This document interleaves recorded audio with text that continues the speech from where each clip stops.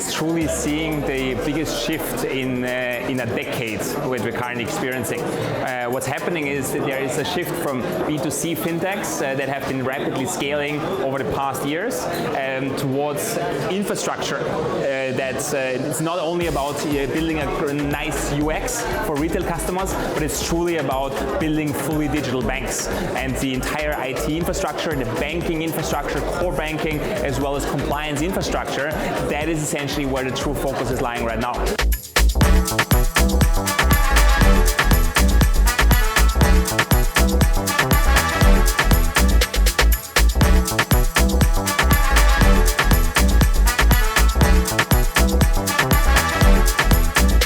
There's a number of things trending at the moment, and they've been trending for a while, right? We have embedded finance, and then we're starting to see this specialization in embedded lending, embedded insurance, embedded wealth, which is of course very exciting. We also see a lot more companies now building solutions for SMEs, which is an underserved group, so I'm really, really happy to see that that's starting to come up in their agendas. Anything that has to do with crypto, with Web3, I know that's it's a touchy subject, but there's still a lot of innovation and there's still a lot of things to do.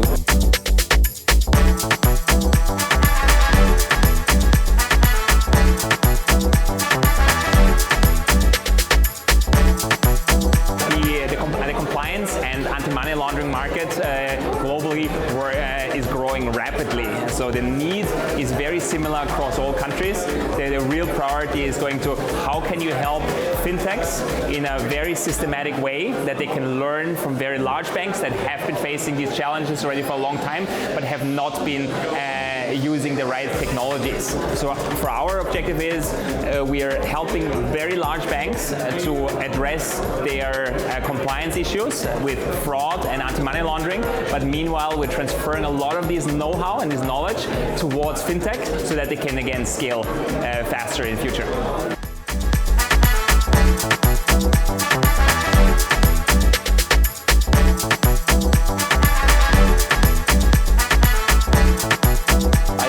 There's going to be quite a few activities on mergers and acquisitions, right? It's usually when there's a downturn and in a bear market, companies need to optimize costs, and that often means reducing the number of vendors that they deal with, because they prefer to deal with one vendor that can do many things. And that also leads to further consolidations in the fintech space. So I think we're going to see companies being merged into one, so that some of those features and functionalities can be brought into a single interfaces.